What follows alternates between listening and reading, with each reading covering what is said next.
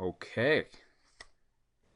Joanna Shakti, thank you so much for taking the time this morning to be on the Get Foxy show. I'm so excited to have you here.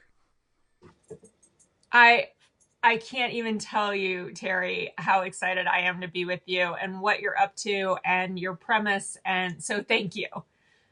Fantastic, fantastic. Well, let's just get started here. You are an amazing relationship coach. How did you even get started in that?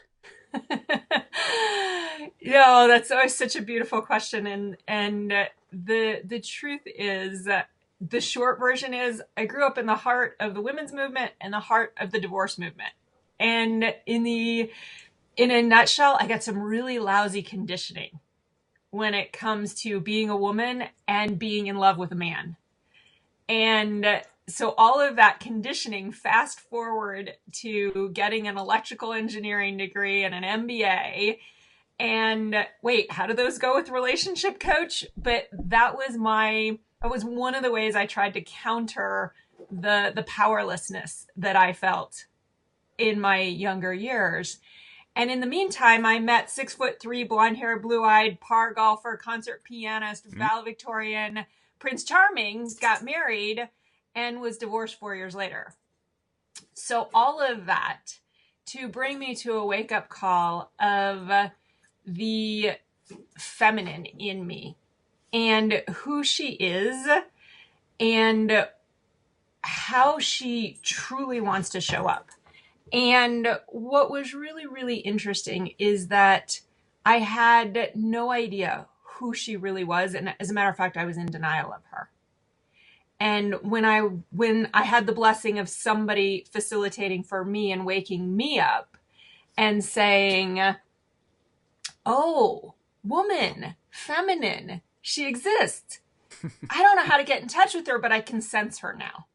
And it was really that I realized, because I was so disconnected from who I was as a woman. Yes, I was very professionally successful, and I was very unsuccessful in love and relationship and happiness for that matter. And so it was the wake up call back to my feminine that said, "Oh, women need to know this. Men need to know this so that we can dance together in bed and out in ways that make us really happy, alive, and connected." So that's a bit of how I got here and why I do what I do. Hmm. Now, I heard you were on America's Got Talent a couple of years back. I How was. how did that even happen? The funny part is the truth is they called me and said, "Hey, do you want to audition?" And the reason that they called me is many years ago, probably over 10 years ago, I did a video shoot for a potential reality TV show on dating. And one of the things I did for them was kissing and the kissing skill.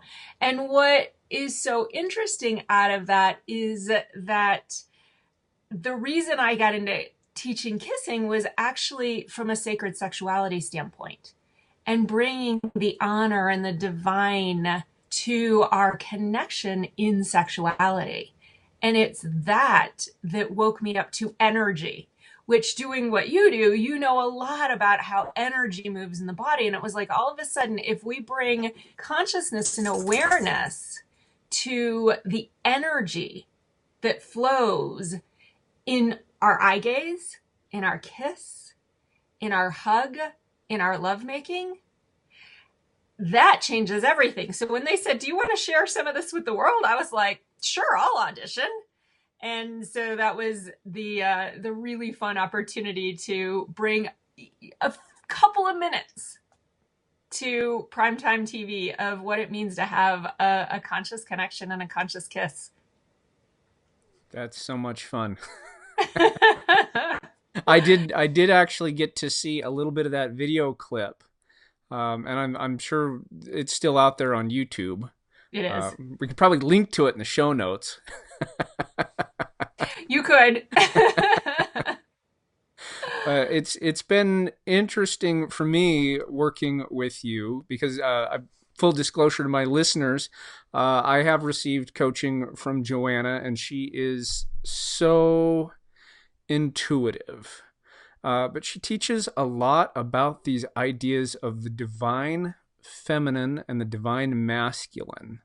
And for our listeners, I would really love to hear from you a little bit about what it is that these concepts of divine feminine and divine masculine, because it can be kind of confusing in our culture.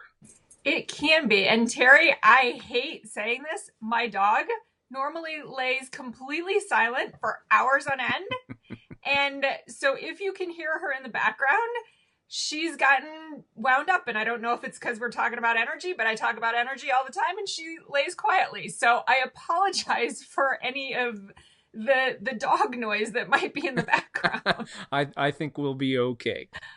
And so, coming back to the idea of these concepts, why they're so important is, in a simple way, we all want to be seen and we all want to be loved for who we are. And that's male or female. And what is really, really challenging is that a lot of times we hide or we put on the persona and the face of who we think we should be and who will be loved and who will keep that relationship going. And it is that persona that we think will keep us connected, and it actually separates us. And over time, that separation gets bigger and bigger. And we wonder why we're not happy. We wonder why relationships have less passion and connection. We wonder why they have less intimacy or we talk less often. And so if we go back to these ideas of divine feminine and masculine, that word divine can have so many different meanings. But if it is the sacred, if it is that we hold the one that we may meet if we're single, or the one that we are in relationship with as a treasure, as precious, if we take sacred and define it as treasured, precious, unique, and we were to honor ourselves that way and our partner that way, it would change everything. And the problem is that so much of our society is go, go, go, do, do, do. And relationship and ourselves, particularly for women ourselves, but I know this happens to men too, is we go to the bottom of the priority list. And then the relationship goes to the bottom of the priority list. And we don't feel like making love. And we don't feel foxy. And we don't feel sexy. And we don't feel energized. And we lose what will actually feed us, is the joy of being ourselves. So the very first step in what I would call the path of soul love that I take people on is waking up the ecstatically authentic you, which means that let me say it this way. You love yourself so much as who you are that you don't ever want to sell yourself out, settle, or twist yourself into a pretzel for anybody or anything ever again. Because not in an arrogant way, but in this very truthful way, you know how amazing you are. And you know you matter. And that's the divine in each of us. And then we get to see the divine, the sacred, the treasure in the one that we get to sit across from and have a date, or we get to sleep next to every night because we've been married for decades. And to honor it with that kind of presence and care and commitment to ourselves and to each other, it changes so much. That's huge.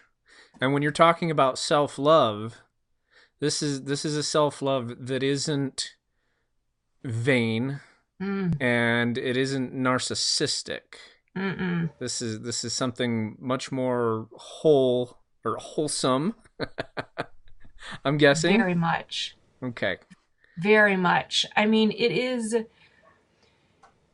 so many people think that in relationship, it's all about making the other person happy. And if we're really a good partner, we're putting our partner first and we're putting the partner's needs first. And it's true that at times that's absolutely accurate. But when that becomes our default, this that we are disappears. And so the number one destroyer of intimate relationships is actually self-abandonment. Because one, we're not in the relationship. And two, over time, it breeds so much resentment that who we did love, we can't love anymore because we've got so much in between us. And so this idea of self-love that you reflected back, it's not prideful. It's not arrogant. It is an honor and a respect and a cherishing that I am worthy, that I'm valuable, that I'm whole, that I'm enough. And to know that and to be able to bring our vulnerability and our honesty and our realness and then be loved for it. Be loved for our beauty and our mess, our perfection and our imperfection. To be loved for our greatness and our vulnerability. And that's ecstatic. Amen. Oh my goodness. It's been interesting doing these podcasts so far because a lot of the experts that I've talked to, I ask them the same question, and I will ask this of you too. But the answer seems to have that sort of commonality of being comfortable with oneself. And that question is, what does being foxy mean to you? Mm. Yeah. And so I'm actually going to answer it in two different ways. And one is absolutely what you just said.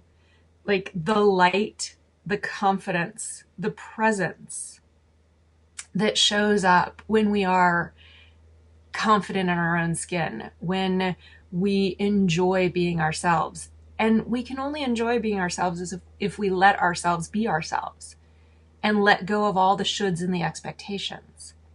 So that is absolutely one piece. And then there's another piece that, because it was so critical in my journey, is that piece of the feminine, and very specifically that divine sacred feminine, where there's a distinction between that masculine and feminine. And what unfortunately for a lot of women has happened over the last 60 years is through our own advancement in what's possible and through the idea of we're going to have equal relationships, which too many people took to mean same. And it's not about same. It's about equal but different. We both have equal influence and say and rights and all of that, yes. But the distinction that the feminine energy has a soft, flowing, surrendered, receptive nature to her. If we're talking about a foxy woman, most women, not all, and we don't have enough time for me to explain it all, but most women have a predominant feminine essence. And in today's culture, especially professional moms with lots of activities, even if they're not working, that have all these activities they're tracking, it's demanded our masculine energy and it shuts off our light. And if a woman can wake back up to who she is in her feminine, that radiance, that foxiness will so skyrocket. And whether she's been wanting to attract a beloved or re-attract her beloved, or even attract clients and partners and support in a business world, her light comes on where people go, I want what she's got. Who is that? And to me, that's one of the missing gifts of women and their foxiness, so to speak, right now in our society, and to give more women permission to reclaim who they truly are as a woman and no longer have to meet the shoulds of society. So how does one reconnect with their divine feminine? It can be a multi-step process. And the very first thing that I usually do with people is take them through a short quiz that has them get real and see underneath all the conditioning and all the expectations and all the ways that we've tried to protect ourselves and survive. If we can get underneath all of that and come back to what is that authentic sexual essence? Is it masculine? Is it feminine? It's an energy. We all have both, but for most one's predominant. So the very first step is usually cracking the mindset, if you will, that, oh yeah, I'm masculine. Because the number of women that I meet that think they are masculine at their core and who are absolutely not, and they're frustrated and unhappy and often unenergized in the world, is to have them go, oh, really? I can have permission to be that? And oh, that really is me? So it's really first seeing it. And then the next step is starting to unravel. One, it's starting to practice. And then two, in the practice, it's starting to clear out all the things that said, you're not supposed to be that way. And then we get to practice and really step into the energies and work with it and understand the differences and how the two dance. So it's a really beautiful journey. But those first two steps are waking up and then starting to give yourself permission to step in and clear out what's in the way. That's fantastic. I love the way that you've put that. Mm. So now that you've described that process, who do you think kind of embodies that divine, foxy, feminine woman? That's a great question. That, one of the two immediate people that pop up are Princess Diana, who you have to be a little bit older to remember her. And she had an aspect of that. She was more subtle, but she was very powerful and influential in her feminine. Another really old one, Sophia Loren, holds a beautiful divine feminine presence. And then in a lot of ways, Michelle Obama has, if you watch the dynamic between her and Barack, you can often see a masculine feminine energy flow in his presence and her openness. And so there's a way that she owns who she is as a woman. And so those are the first three that immediately pop to mind when you ask that question. Cool. I'm going to have to look for that now. That's something, the more I chat with you, the more I start learning, okay, I need to start kind of paying attention to more of this masculine and feminine dynamic. There is such a neat thing that happens when you have that polarity of masculine and feminine and the dynamic push-pull between the two. And it can be such a beautiful thing. And I'm learning more and more to see that because of the conversations that I have with you. It's so fun. I love that you said that, Terry, because we can actually learn so much by watching. And it's really interesting to walk in or sit in a restaurant and watch where you can see that energy flowing between a couple, whether they look like they're on a first date or they look like they've been together. But you can see it when it exists. You totally see it flowing. And it reminds me of, I was at a dance studio at one point, or it wasn't a studio, like it wasn't, they did do some lessons, but it was like a dance hall. And two things. One, dancing is also like, to watch a pair dancing, there's an inherent masculine and feminine energy in the dance. Mm-hmm. And so it's another exquisite place to see it. But in this particular case, you watched a woman that if you really felt into her energy, she was feminine. But what she did was she walked in ahead of the man. Here's directly what we want to do. Here's what we want. And I have actually had one of my classes there. So it was really actually quite, there were about 10 of us gathering beforehand and watched. And they're like, oh, that's what you talk about, because she completely held the masculine energy through the entire experience. And, to watch, it was almost, and here's what's really not frustrating. What's frustrating for men is that when women aren't aware of that emasculating, I'll use that word, way that we take the masculine on, and then we wonder why the men in our lives don't show up in the ways that we really want them to, and why they used to but they don't anymore. It's one of the ways that if we don't understand this dynamic, we both lose. And that's one of the sad parts. But it's so beautiful to see. If you see it not working, you learn things. If you see it working, you learn things. And so I love that you brought that up, because yes, start watching and you will discover so much about how this works, and even about yourself through watching other people. It really is pretty fascinating. Turned my life upside down in the most beautiful way I could even imagine to tell you. What is the one piece of advice that you could give my listeners right now on how to cultivate their inner fox?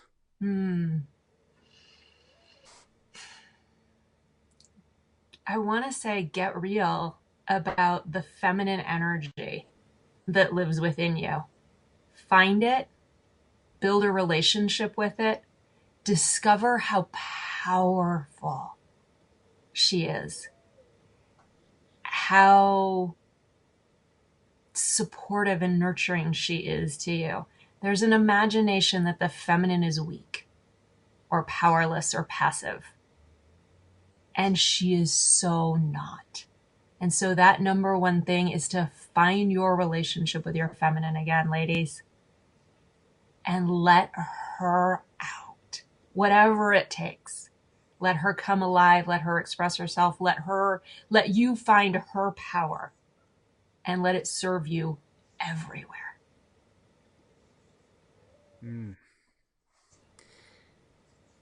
How can ladies and men, if they're listening, how can people get a hold of you if they would like more information from you? Absolutely. So my website is ecstaticintimacy.com. And that's the best place. You can find me all over social media if you look for Ecstatic Intimacy.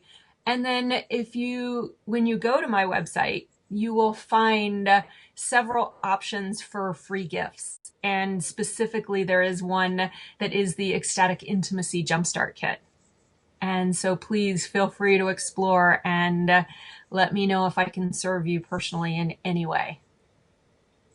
And it looked like you had just put out a new series of videos on YouTube. Yes. Is that, Yes. have I got that right? You did. It's so new, I'm not used to even sharing it. Yes, you can find me on YouTube. The channel is Ecstatic Intimacy, and it is the Soul Love Mentor web series. And so there'll be at least 20 weeks of 2 to 4 minute videos. Wow. That are teaching different elements or sharing and inviting. Actually, the quiz that I talked about, a shortened version of that is in video 2 in the series. And so that's a great way to actually start checking in on that feminine energy for the listeners. So yes, the Soul Love Mentor web series, which you can find on my YouTube channel. Okay, there you go, ladies. Go check out that Soul Love Mentor web series. It will definitely be of benefit to you. Joanna, thank you so much for taking the time to chat with me today. It's always good chatting with you.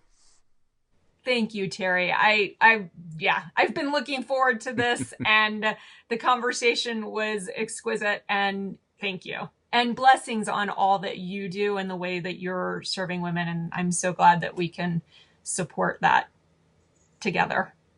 Excellent. Well, thank you very much.